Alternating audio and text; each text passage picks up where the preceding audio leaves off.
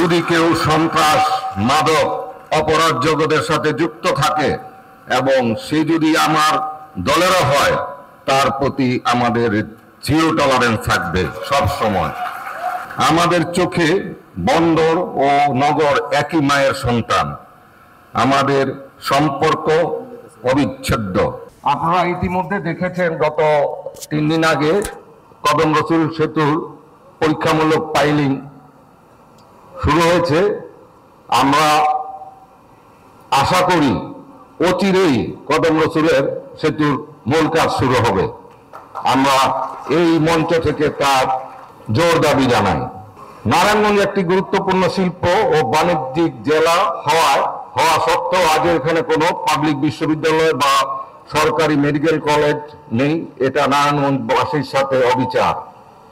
আমরা চাই নারায়ণগঞ্জে পাবলিক বিশ্ববিদ্যালয় ও মেডিকেল কলেজ প্রতিষ্ঠা করতে, যাতে আমাদের সন্তানরা নিজ জেলার মধ্যেই উচ্চশিক্ষার সুযোগ পায়। নারায়ণগঞ্জের সংস্কৃতি এক সময় ছিল এই শহরের প্রাণ। নারায়ণগঞ্জের ধর্মীয় সম্প্রীতি ঐতিহ্য আমাদের গর্ব। আমরা বিশ্বাস করি সম্প্রীতি শুধু ধরে রাখা নয়, বরং তা আরো দৃঢ় করা আমাদের দায়িত্ব। তাই আমরা এমন একটি পরিবেশ তৈরিতে কাজ করব যেখানে সব ধর্মের মানুষ সমান মর্যাদা ও নিরাপত্তা নিয়ে বসবাস করতে পারবেন। শহরের দীর্ঘস্থায়ী যানজট নিরসনে নারায়ণগঞ্জকে আধুনিকায়ন করার পরিকল্পনা করছি।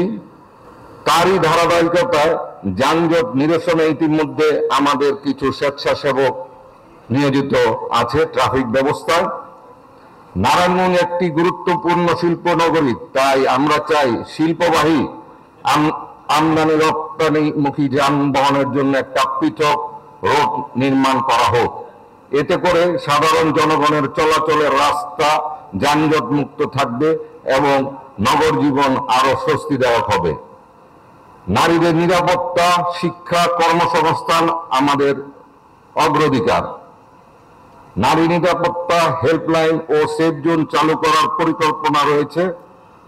বেকারত্ব সমস্যা সমাধানে আমরা বন্দর ও নগরে ইন্ডাস্ট্রিয়াল হাব ও প্রশিক্ষণ ভিত্তিক কর্মসংস্থান কর্মসূচি চালু করার পরিকল্পনা রয়েছে, যাতে তরুণরা নিজ এলাকা থেকে সম্মানের সঙ্গে জীবিকা নির্বাহ করতে পারে।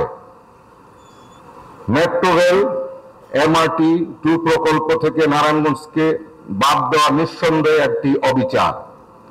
আমরা জোর দাবি জানাই এই রোড পুনর্বিবেচনা করে নারায়ণগঞ্জকে মেট্রো রেল সংযোগে অন্তর্ভুক্ত করতে হবে, যাতে আমাদের শহরেও রাজধানীর সঙ্গে আধুনিক ও দ্রুত গতির যোগাযোগ ব্যবস্থার আওতায় আসে।